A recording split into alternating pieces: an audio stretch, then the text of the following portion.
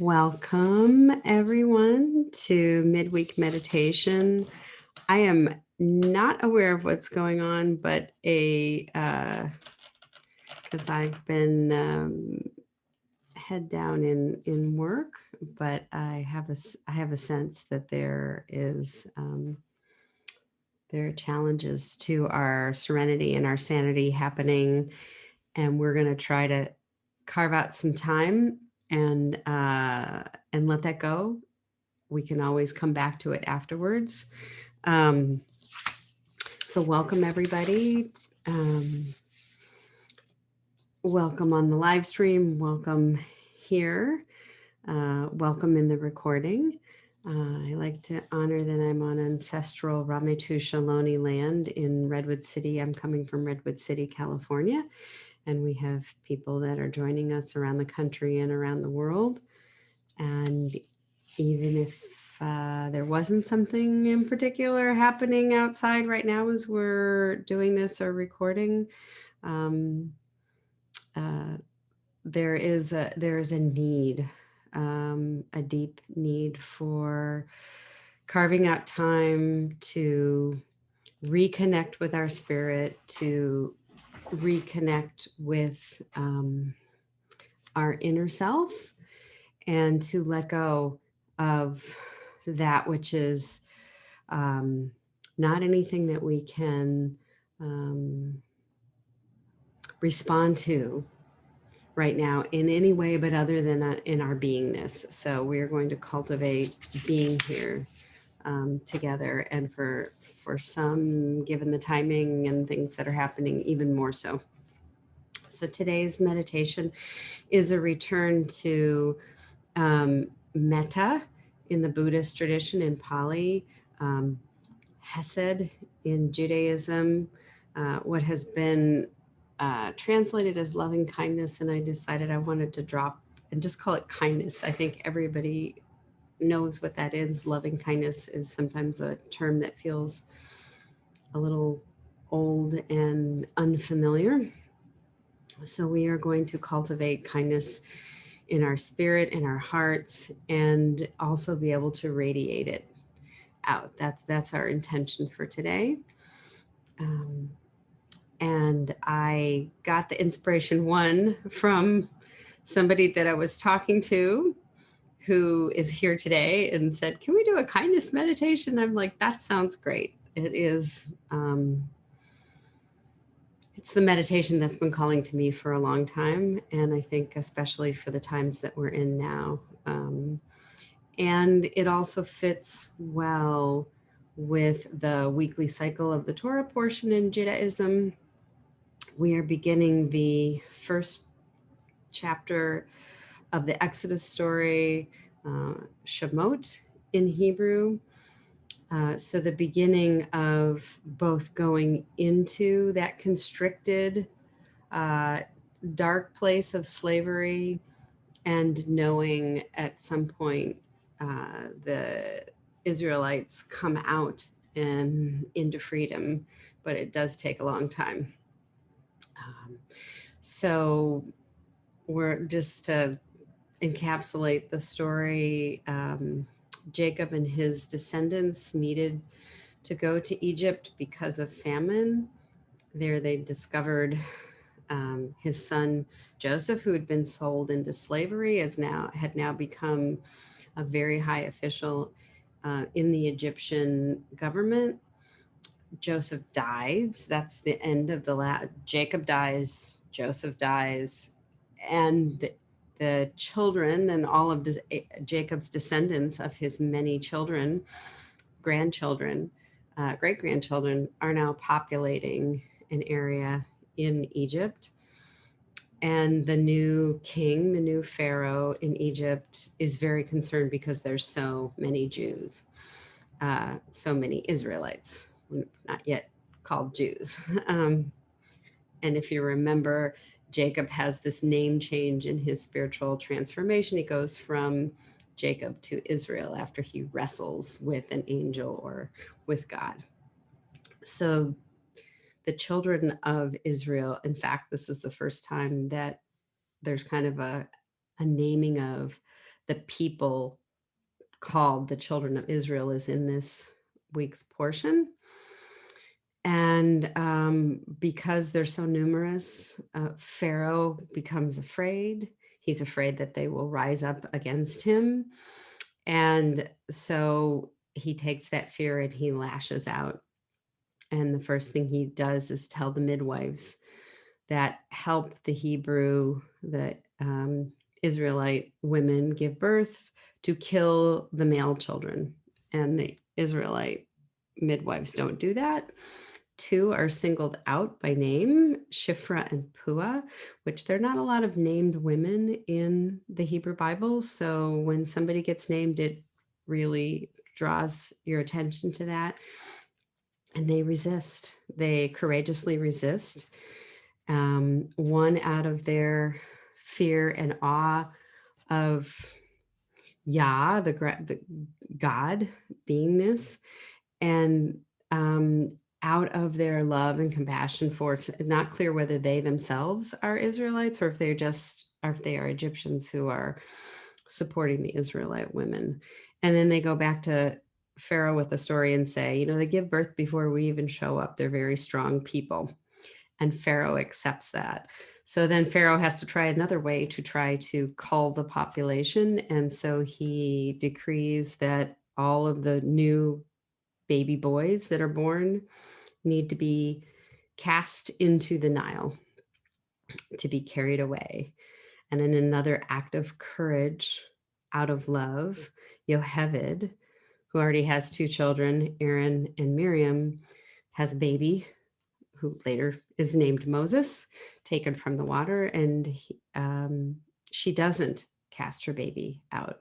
But when he's 3 months old, she feels like she can no longer hide him. So she does create a basket, cast him onto the Nile, and sends Miriam to watch over and see what happens. He's taken out by the daughter of Pharaoh, who has compassion and says, I want to keep this baby, but I'm not a nursing mother. Says this little girl who turns out to be Miriam, says, I know a nursing lady. So he gets actually nursed and then weaned by his own mother, brought back to the palace, raised as an Egyptian until he goes out. And again, his heart is, he sees an Egyptian taskmaster beating a Hebrew slave, and he ends up killing that Egyptian, and then worried that when Pharaoh hears about it, that he's going to be in trouble, he flees, marries somebody, has a child, sees, it's a long story, but it's all good stuff, sees this bush that is not consumed and hears himself, feels called to it, and has an encounter with God, Yah, Yud He Vav He. Actually, this Yud He Vav He says, you need to go back and help my people. They're suffering. And he doesn't want to do it. Later decides that he will. But he says, the voice says to him, I'm the God of your ancestors, of Abraham and Isaac and Jacob. And Moses says, well, I have to tell the people what your name is. And I love this. I almost thought about droshing on this part of it, but Yud He Vav He says, Ehiyah Asher Ehiyah, which many times gets translated into I will be what I will be, I am what I am. It's the same root of Yud He Vav He, so it's beingness is beingness. Tell them, I'm beingness. I am everything. I am the ground of everything. So Moses goes back, tries to talk Pharaoh, talks to the people, says, this is what I'm going to do, tries to talk Pharaoh into letting them go. And Pharaoh says no. And we have the beginning of these plagues and challenges. And that's where the story is left. And as when I was reading about this, I was reading a commentary by a colleague and friend, Rabbi Amy Eilberg, and she was talking about the moral courage of Shifra and Pua, these midwives, to stand up against somebody like Pharaoh, and how, you know, and then and she also mentioned a saying from, sorry, I'm getting kind of deep into Judaism here, Pirkei Avot, which is another text that people look at. It's sayings from the Mishnah, from one of the earliest rabbinic recordings, which is also part of our sacred tradition. And one of the rabbis is quote, they take out these little pithy lines and they put them together in it's the teachings of the fathers. And so they quote Rabbi Ben Zoma, who says, "Who is strong? One who controls their urges." Because in Proverbs, it says, "Better to be slow to anger than to conquer a city."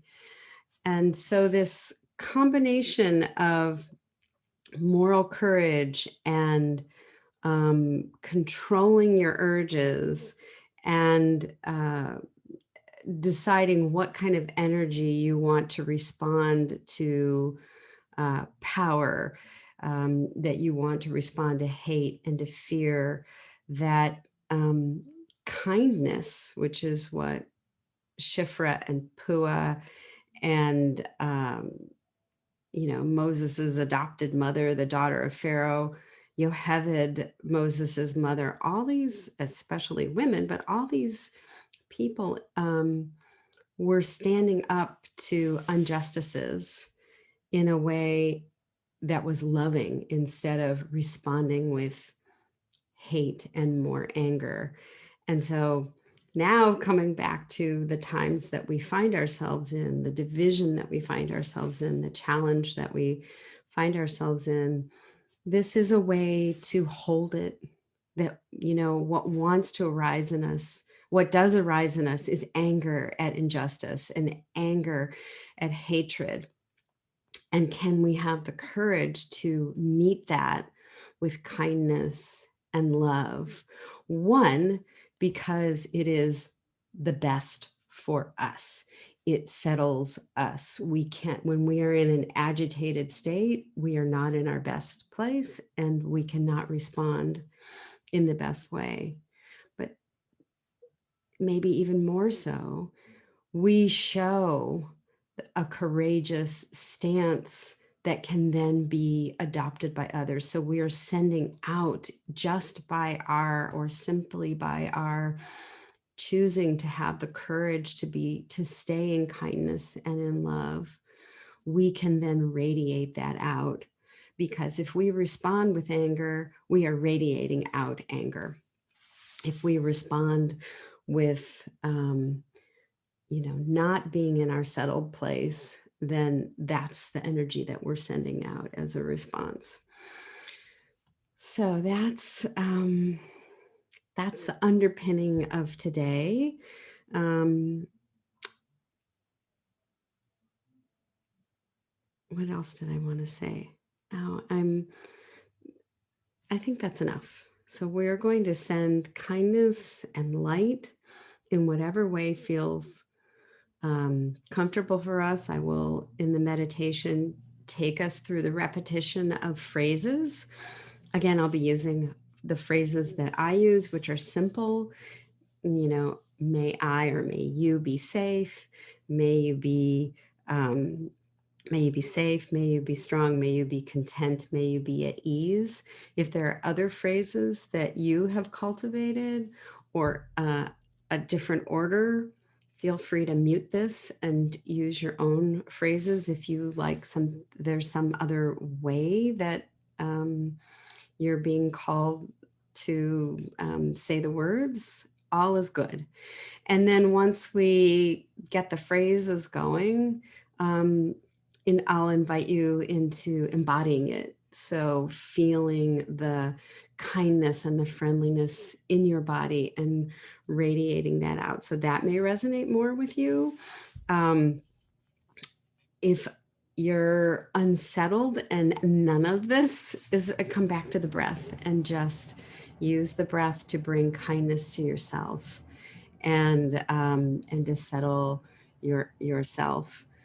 I'm going to move us through. I'm going to start with benefactor or dear one, somebody that's easy. So you can pick somebody that is, maybe a four-legged creature, or just somebody who's not here anymore. That's fine. Just whatever's easiest. We're going to start with the easiest place. You can always return back to that easy place. And we're going to move to the self. Then we're going to move to a slightly larger circle, bringing in other dear ones that you may have a slightly more complicated relationship with. And then we're going to radiate it out as far as we can. And from traditional practice, it would be to all beings. Because when people are struggling and there's anger and hate that we are feeling in the world, it is coming from fear. And it is coming from not feeling that sense of love. And so what can we do in these times? We can send out love. We can be a beacon of light and love that we need, and that those around us need, and that we never know where it's going to land. So the last thing I want to say is that the chant that I'm bringing today to move us into the meditation is the Hebrew is Olam Hessed Yibaneh, and it was created by a colleague, Rabbi Menachem Creditor, as a response to post 9/11, and it comes from Psalm 89, and the translation is Olam is translated usually as the world, but it also can be everything, the universe. So the translation is the world is being built from love. And so we are co-creating and building and rebuilding in every moment what is the world of our existence. And if we can remember that, we can build a world from love. When we forget that, and we think that we are not part of the creative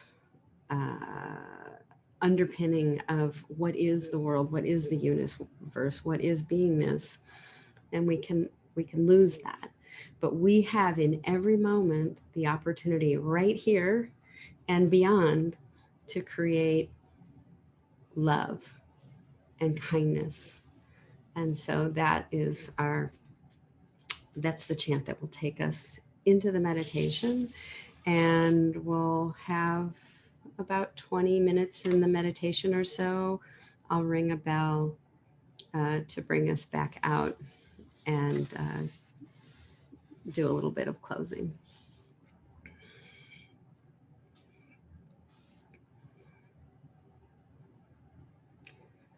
Olam Hessed Yibaneh, Yadadai, Dai, Dai, Yadadai, Dai. Olam Hessed Yibaneh, Yadadai, Dai, Dai, Yadadai, Dai. Olam Hessed Yibaneh, Yadadai, Dai, Dai, Yadadai, Dai. Olam Hessed Yibaneh, Yadadai, Dai, Dai, Yadadai, Dai. Olam Hessed Yibaneh, Yadadai, Dai, Dai, Yadadai, Dai. Olam Hessed Yibaneh, Yadadai, Dai, Dai, Yadadai, Dai. Olam Hessed Yibaneh, Yadadai, Dai, Dai, Yadadai, Dai. Olam Yadadai, dai, dai, yadadai, dai. I will build this world from love. Yadadai, yadadai, yadadai, dai. And you must build this world from love. Yadadai, yadadai, yadadai, dai. And if we build this world from love, yadadai, dai, dai, yadadai, dai, then God will build this world from love. Yadadai, dai, dai, yadadai, dai. Olam Hessed Yibaneh.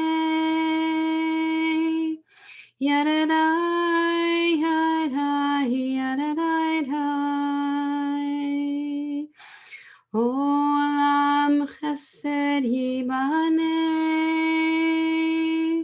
Yadadai, dai, dai, yadadai, dai. Olam Hessed Yibaneh. Yadadai, yadadai, yadadai, dai. Olam Hessed Yibaneh. Yadadai, dai, dai, yadadai, dai. I will build this world from love. Yadadai, yadadai, yadadai, dai. And you must build this world from love. Yadadai, yadadai, yadadai, dai. And if we build this world from love, yadadai, yadadai, yadadai, dai, then God will build this world from love. Yadadai, dai, dai, yadadai, dai.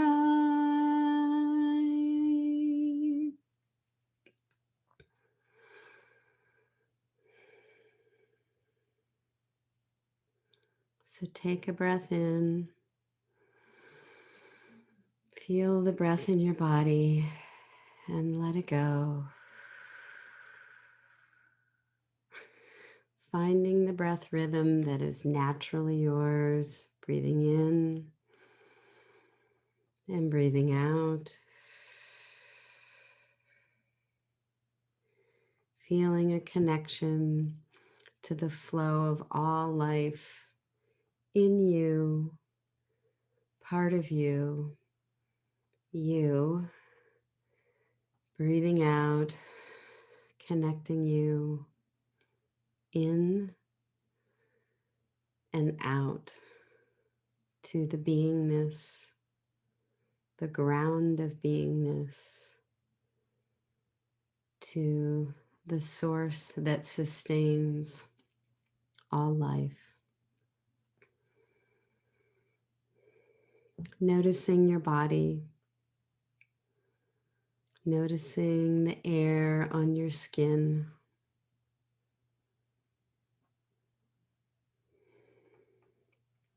noticing your sits bones in the chair and anywhere where your body is touching, maybe the pressure of your feet on the ground or your back in a chair. Bringing yourself into the body, into this vessel of your soul, and at the same time feeling the connection through the breath to that which is part of you, that which you are part of, that is beyond your body, that extends you out into the life force of all creation.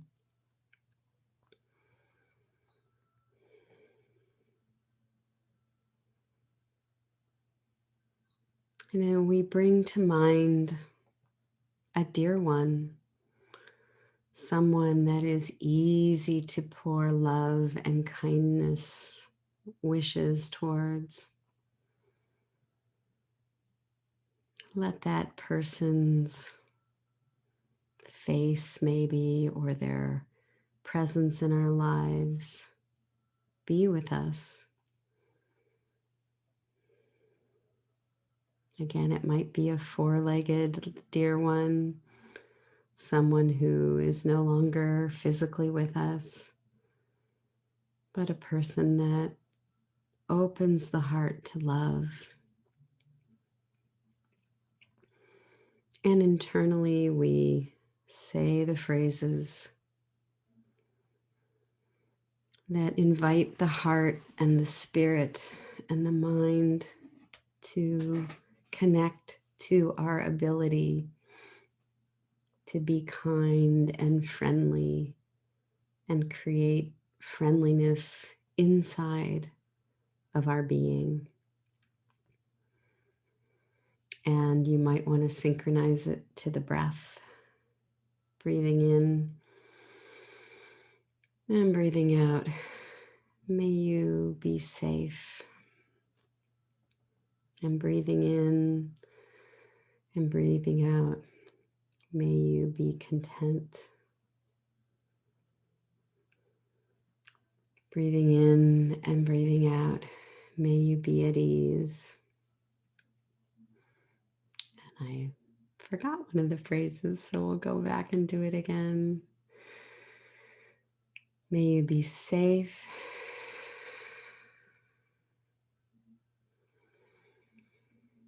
May you be strong. May you be content. May you be at ease.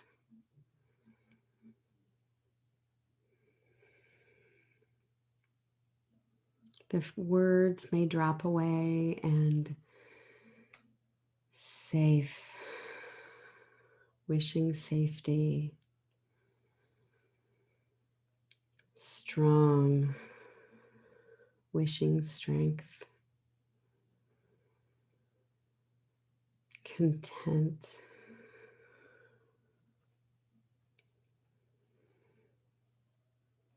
ease. So I'll take a few minutes, whatever feels right for you. You may drop down into the body and let go of the words and feel from your heart center or from your whole being the wishing without the words. Let it be wherever you are, safe, wishing strength, wishing contentment, wishing ease. And I'll bring us back from this section with a wake-up bell.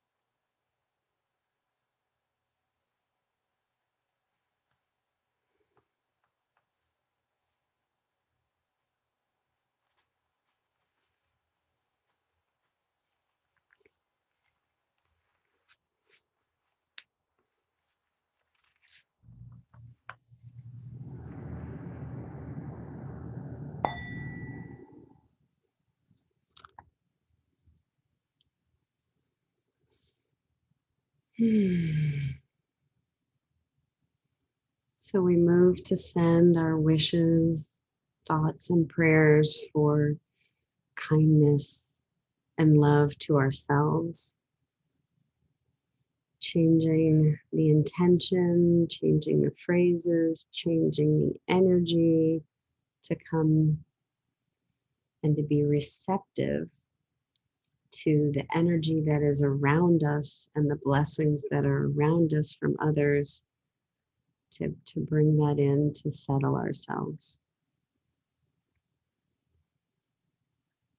So may I feel safe.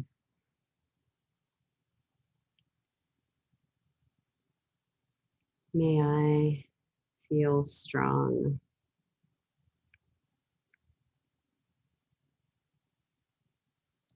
May I feel content.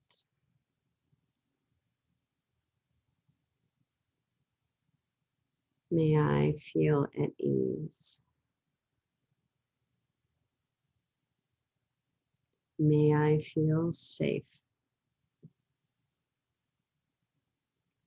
May I feel strong. May I feel content.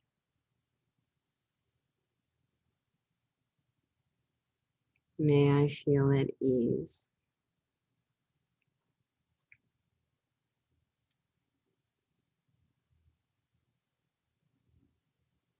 Feeling it in the body, dropping away whatever words or changing the words in any way that feels right for you. Sending yourself wishes for safety and strength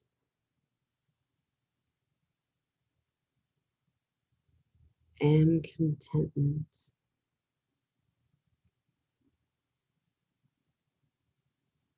and ease.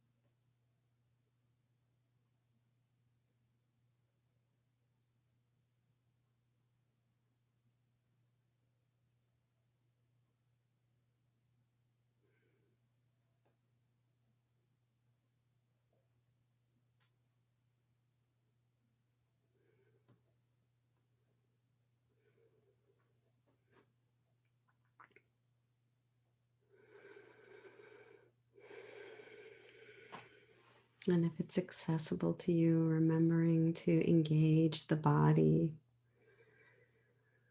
inviting in love and kindness from outside, beyond yourself, inviting in the loving warmth of your own heart, your own spirit to caress you in this moment and send you love and kindness, creating a kindness loop within yourself, generating it and receiving it.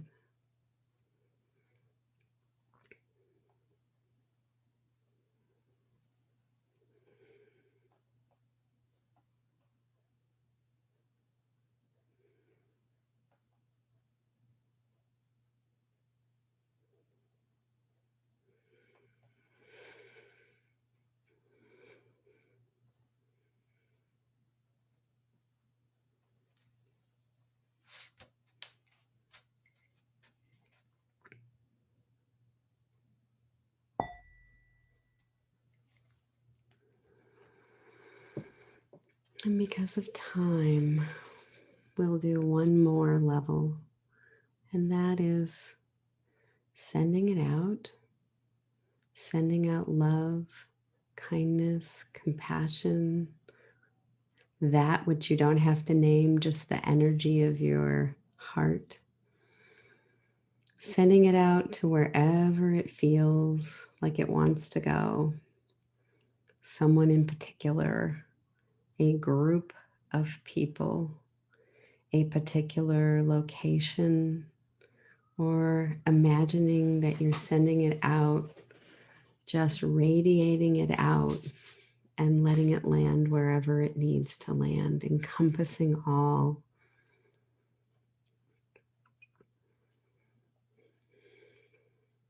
We start with the phrases if you'd like.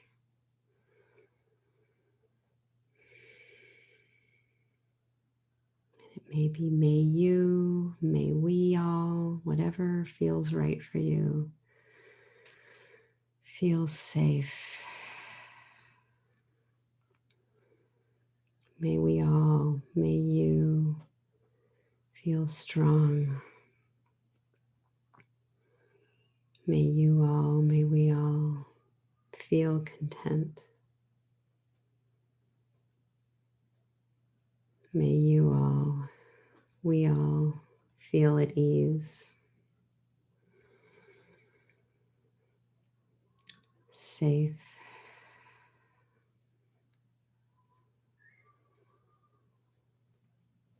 strong,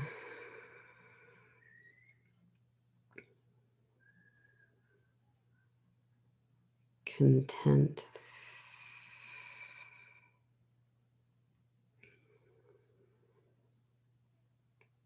at ease.